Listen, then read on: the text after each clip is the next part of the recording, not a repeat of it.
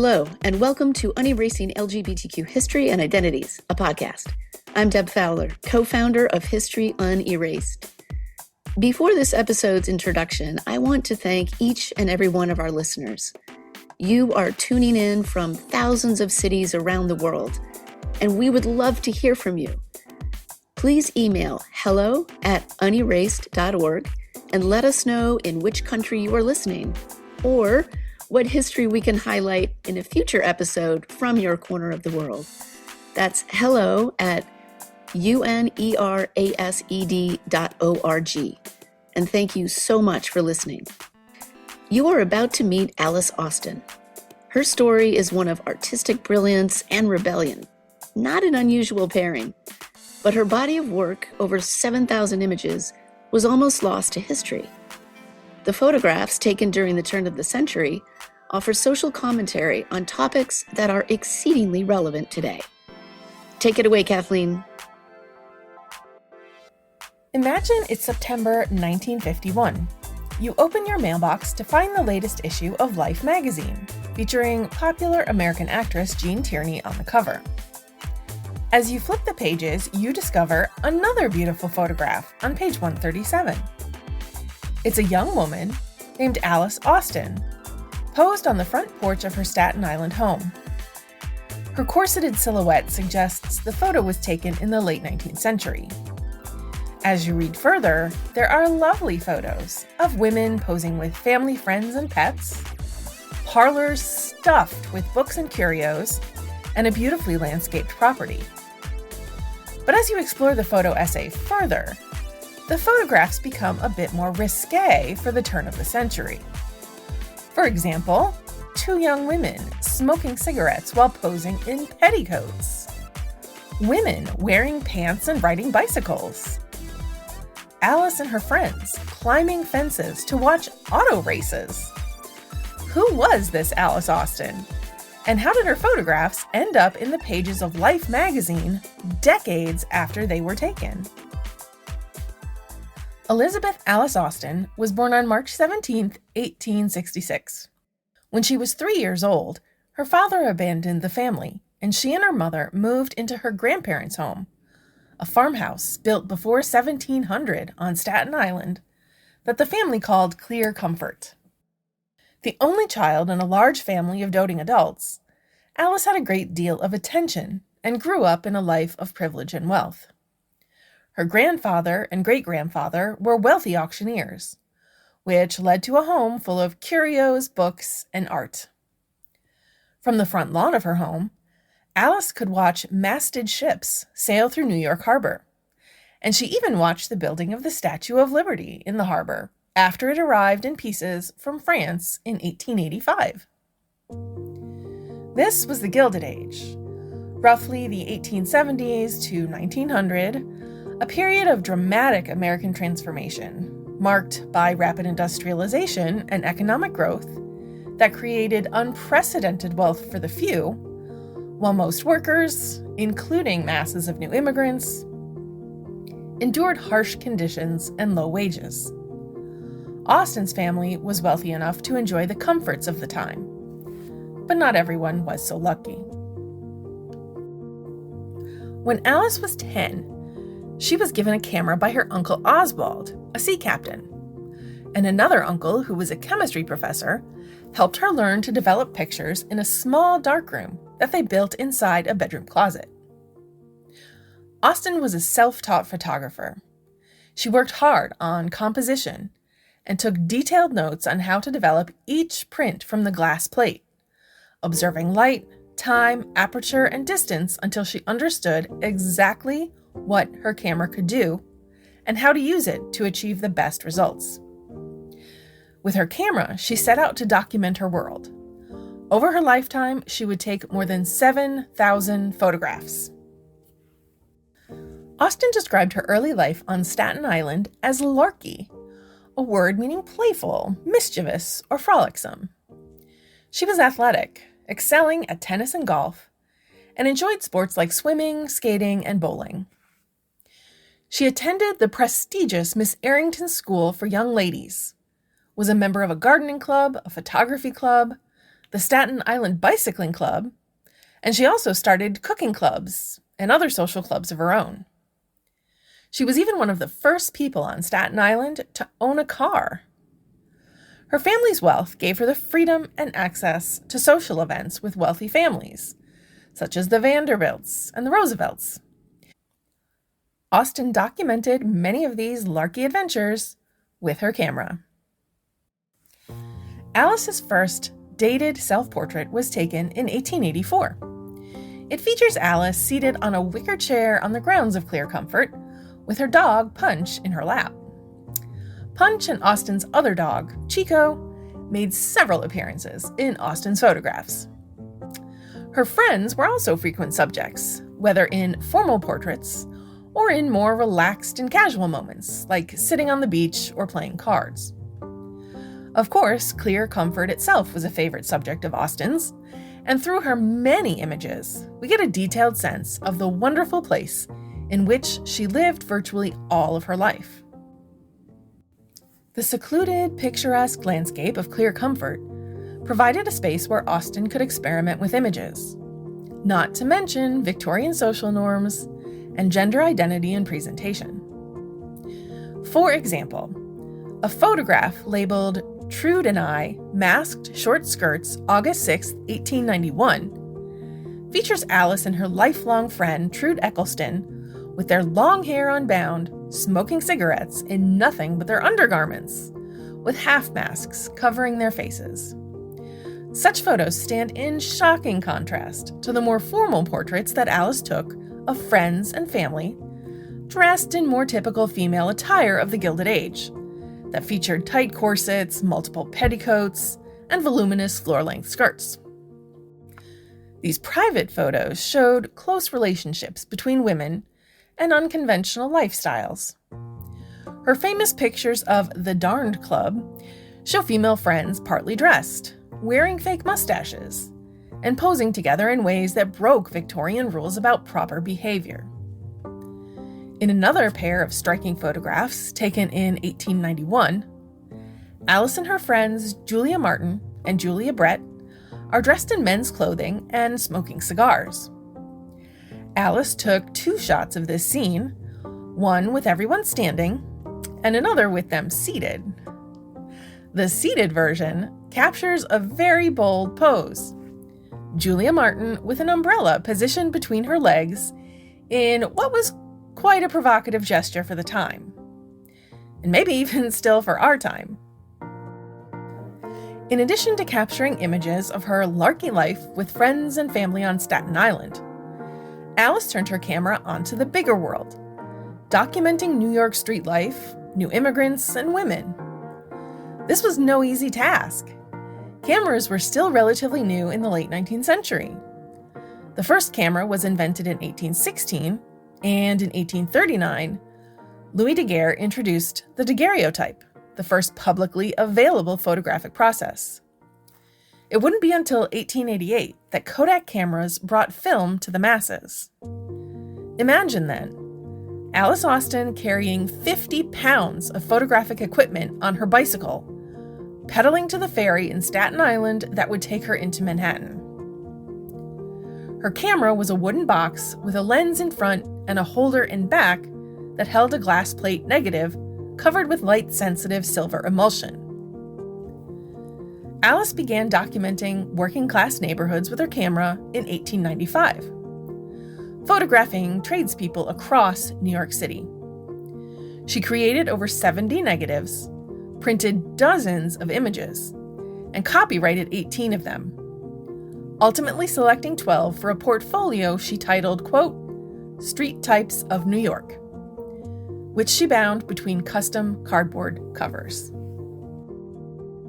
That same year, 1895, Dr. Alva H. Doty, the health officer for the Port of New York, asked Austen to document New York's quarantine stations, where countless immigrants arriving by ship underwent health inspections before continuing to Ellis Island's new federal entry station.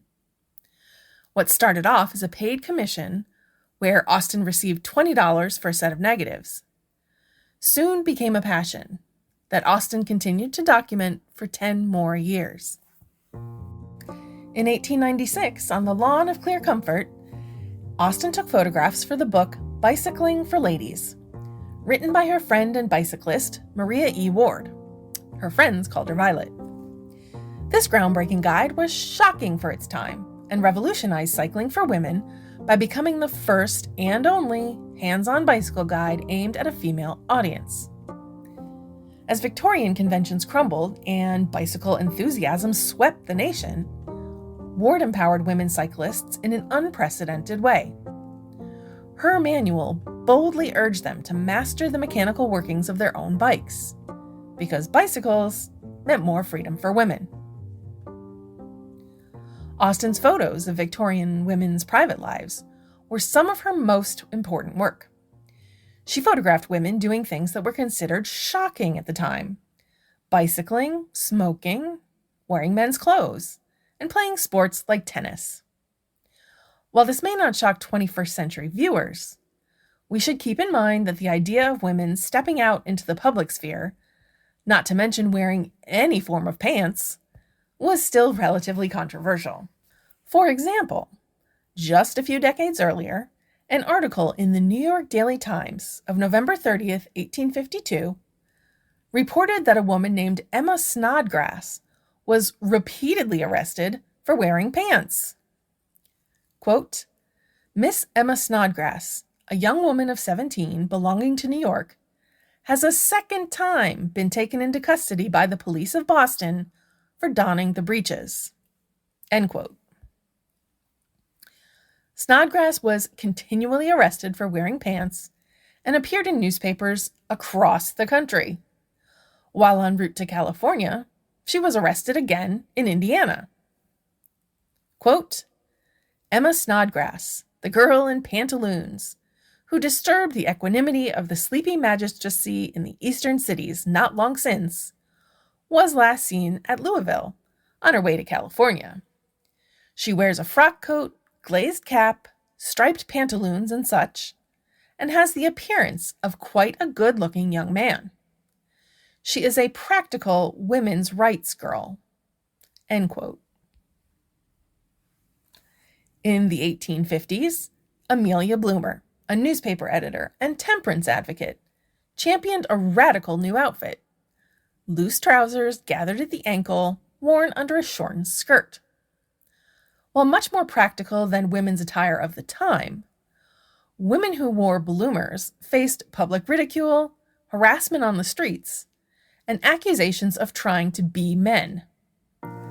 Decades later, when Alice Austen photographed women in similar attire, she was capturing both athletic liberation and lingering controversy.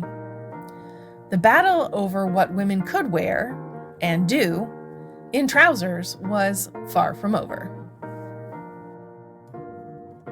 When Alice Austen was 31, she and her friend Trude took a summer vacation in the Catskill Mountains, where they met Gertrude Tate, a 26-year-old dance teacher from Brooklyn. Alice and Gertrude reconnected in the Catskills 2 years later, in the summer of 1899, and fell in love. They would spend the next 55 years together in a relationship, 30 of those years spent living at Clear Comfort. Alice created several photo albums celebrated their initial meeting, one of which she inscribed to Gertrude, quote, "GAT, Twilight Park, Summer 1897, EAA." It's not difficult to understand the attraction between Alice and Gertrude. Both had an appreciation for the arts, Austen through her photography, and Tate through dance. Beginning in the 1890s, Gertrude served as an assistant to dance instructor Adeline Robinson, who taught ballroom dance to children of prominent New York families, and held classes in ballrooms of famous Gilded Age restaurants like Delmonico's. Tate studied at the Shalif Normal School of Dancing in Manhattan, founded around 1905 by Russian ballet dancer Louis H. Shalif. There, she was trained to teach numerous styles of dance, from folk to ballroom. And by 1908, Tate was teaching her own dance classes for both adults and children. Tate would go on to play a leadership role in the New York Society of Teachers of Dancing, beginning with its founding in 1914. Although Tate continued to live with her family in Brooklyn, she and Austen built a life together at Clear Comfort. Alice was obsessed with cars, which in the early 1900s were essentially handcrafted luxury items.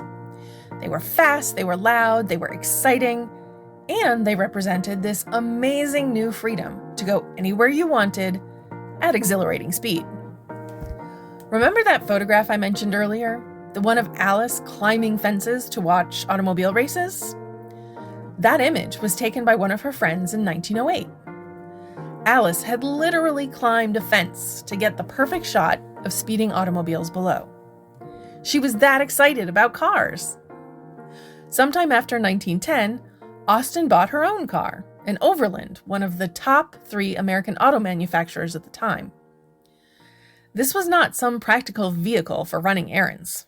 This was an expensive toy. She used it for what they called recreational touring. Travel focused on exploring, adventure, and fun. And she and Gertrude could often be found tooling around New York with their friend Guy Loomis, who was an heir to a Brooklyn lumber fortune. The couple also loved to travel abroad. Nearly every year between 1903 and 1912, Alice and Gertrude spent 3 to 4 months traveling Europe. They stuck to the typical European grand tour that wealthy Americans of the era loved, visiting picturesque locations in England, Belgium, Switzerland, France, Germany, Austria, and Italy. But they didn't stop there. In 1909 and 1912, they visited Morocco and Scandinavia. Of course, Alice brought a camera, but she switched from using those heavy glass plate negatives to using film, which meant she could pack lighter and take many more photos. She ended up with around 1,200 photographs from these trips. A lot of them are pretty standard tourist shots of famous buildings and scenic landscapes. There are many travel photos, however, that feature Alice and Gertrude enjoying themselves, rowing together in a boat in Scotland, or having a picnic in Tangiers.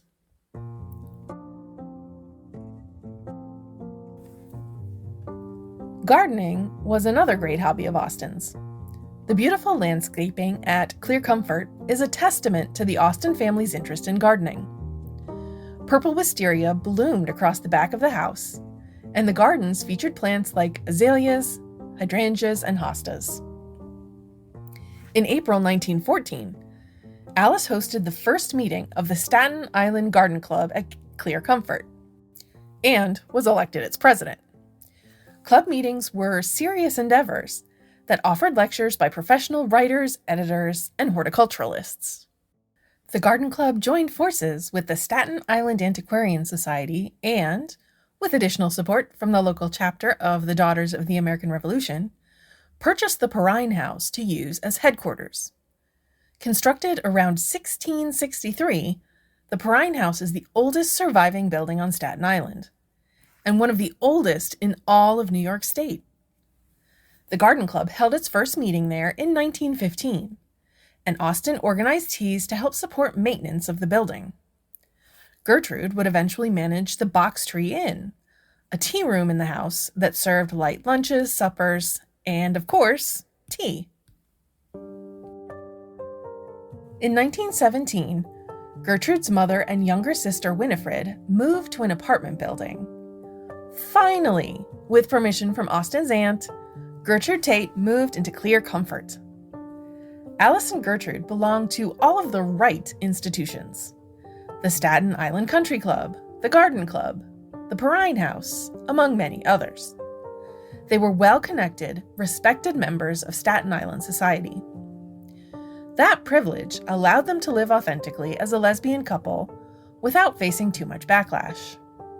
Were there probably whispers? Sure, but their social standing protected them in ways that working class or poor lesbian couples did not have access to. Their age, money, and status bought them the freedom to be themselves. This status also gave them the means to support America's war effort. When the United States entered World War I in 1918, both women threw themselves into volunteer work. Alice grabbed her camera to document warships passing through New York Harbor, capturing Gertrude on the lawn of Clear Comfort waving a massive American flag. She also photographed military parades marching through Manhattan. But Alice and Gertrude didn't just document the war effort, they actively participated in it. Alice volunteered to teach motor vehicle driving classes and even drove an ambulance for the Red Cross Motor Corps. Gertrude was equally involved, teaching classes on surgical dressings for the Red Cross. In many ways, life continued on as it had before Alice and Gertrude lived together. But historians have noted that one important thing does change after their cohabitation at Clear Comfort. Alice basically stopped photographing herself with Gertrude. Remember those earlier photos where Alice would set the timer and jump into the frame with her friends? That playful energy seems to disappear. Instead, Alice takes intimate portraits of just Gertrude alone. With a few exceptions, these are not distant or formal photographs. Instead, they're more like love letters through a lens. Alice was documenting Gertrude's presence in their home, in their life together.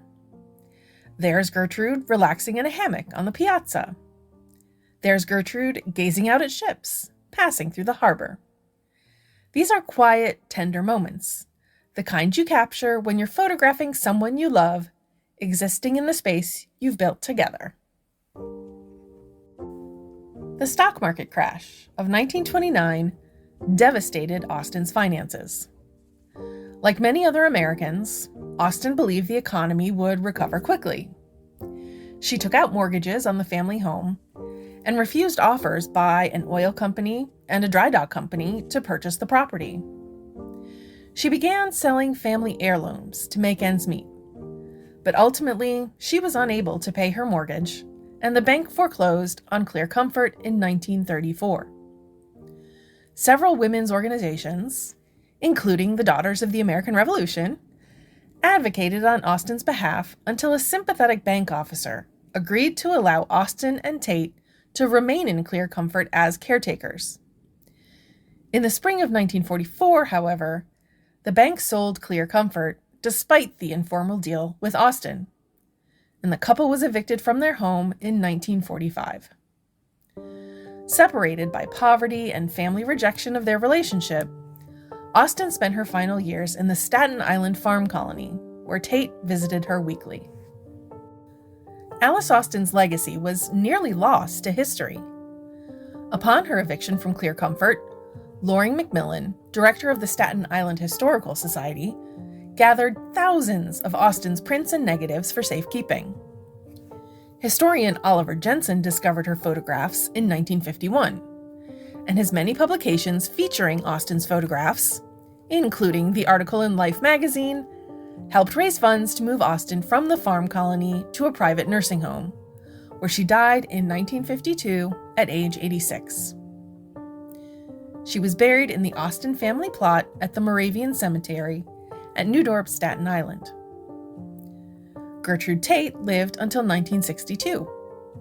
Upon her death, Gertrude's sister Winifred buried her in the Tate family plot in Brooklyn, and not with Alice in Staten Island, directly contradicting Gertrude's own wishes.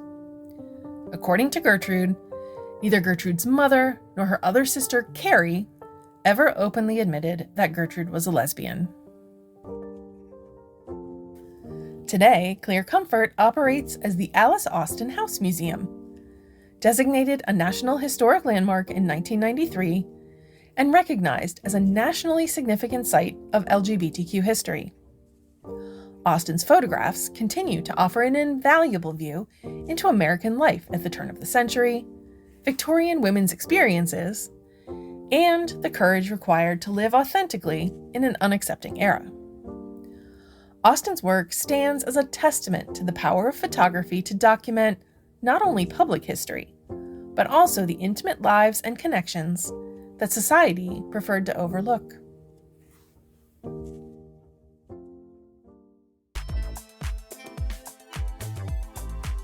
Kathleen Barker is History and Erased Program Director and podcast host, and is a library and information specialist and public historian with over 20 years of experience as a museum and library educator. This podcast is funded by the New York City Council. It was developed by History and Erased and produced and edited by Dinah Mack, our Youth Equity Program Director and podcaster. Our theme music is 1986 by Brother D via Tribe of Noise. As I noted at the top, we would love to hear from you.